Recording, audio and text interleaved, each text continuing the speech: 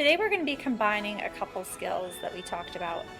Number one, questioning. We always want to be questioning your text, wondering what information is there, what does it mean, but not only what is there, but what is also missing. Okay, so let's start with that one. So this is a text that we read the other day in class, or part of a text we read the other day in class. I'm going to read it with you, and I'm going to have some questions, okay? So start here. Oglethorpe had the idea of bringing over debtors, people who had been in prison for owing money, to settle the colony. Now just a couple things here to make sure that we're all on the same page. Remember Oglethorpe is a person. How do we know he's a person? Because he had the idea. Okay, so if he had an idea, we're talking about the person. So that's the last name, okay? James Oglethorpe. And remember, he started the colony of Georgia. All right, and his idea was bringing over debtors. People had been in prison for owing money, so it defined debtors for us in the sentence, to settle the colony. So the debtors are who's going to live there, okay? Got that down. Oglethorpe offered each settler 50 acres of land plus a bonus of 50 acres for every debtor the settler brought along to help. Sounds like a pretty good deal to me. Help work with the work of these small farms. Oglethorpe hoped that debtors would better themselves through hard work instead of spending time in prison.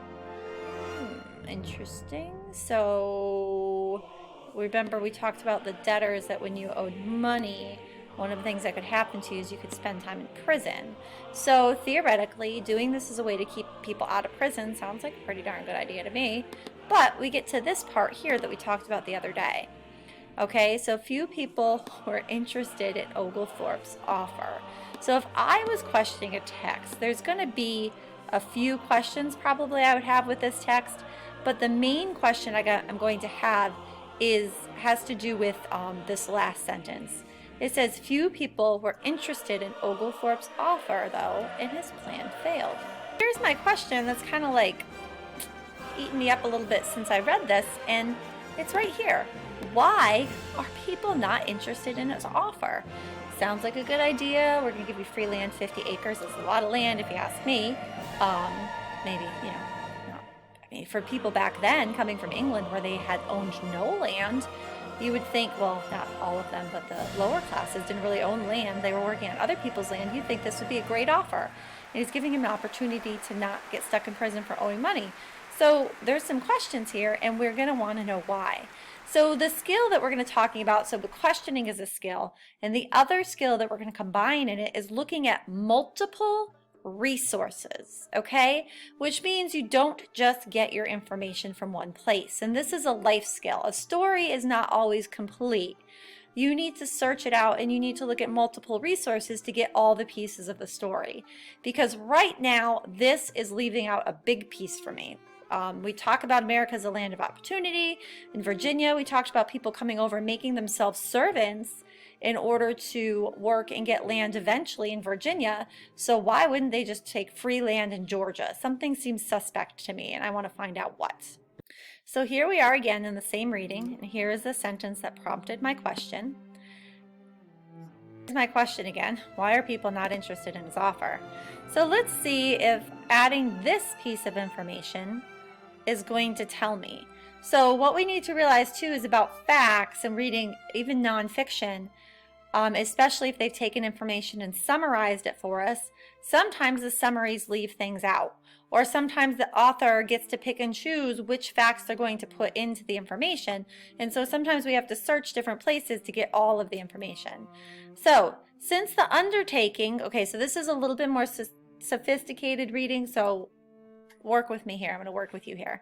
Okay. Since the undertaking was designed to benefit the poor, so the undertaking they're talking about is starting the colony. Okay, that's what that means. Since starting the colony was designed to benefit the poor, the trustees are the people who are doing this for somebody else. The trustees placed a 500-acre limit on the size of individual land holdings. Okay, so remember in the other reading, it said 50 acres plus a bonus for every person, but there is a bonus for every person, but there is a limit, 500 acres. Okay, so maybe people didn't like the limit. Let's see what else we can discover here.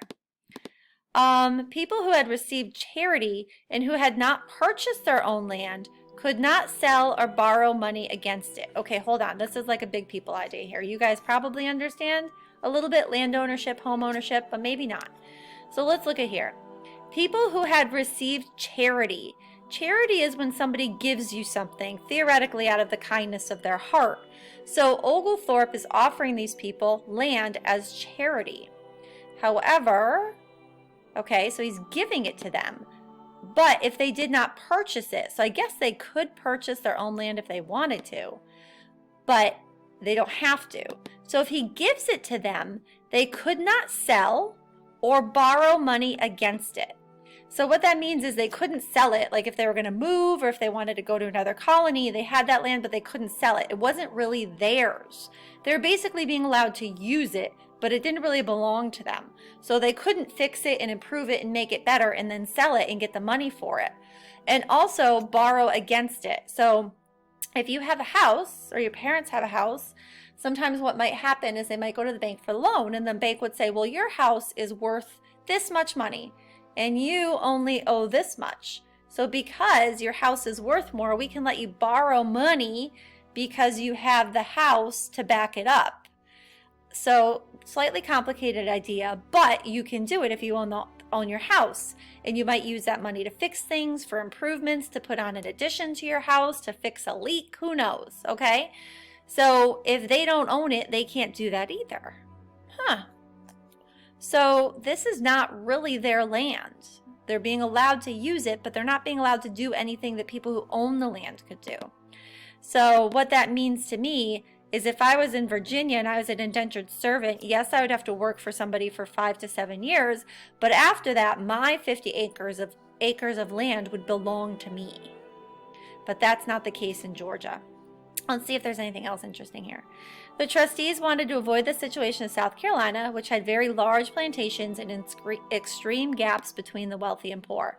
So that sounds like a nice idea. You don't have a lot of really rich people and really poor people. The undertaking was paternalistic. That has to be like a parent. So basically, they were acting like these people's parents. For example, the trustees did not trust the colonists to make their own laws. Oh, maybe that's a deal breaker too. You go there, but you're not allowed to make their own laws, and they're not trusting you to do it too. So they're letting you know that you're not trustworthy. They therefore did not establish a representative assembly, so no House of Burgesses like there is in Virginia, although every other mainland colony had one. So everybody else had a representative assembly except for Georgia. So these might be some pretty good ideas that even though he thought he was doing something nice for somebody, that they didn't like the way that he was doing it because it denied them a lot of rights. And this is why it's important to look at more than one source of information and why it's important to question. You question to see what's missing, and sometimes you have to look at other sources to see what other information you have to help you put the pieces together.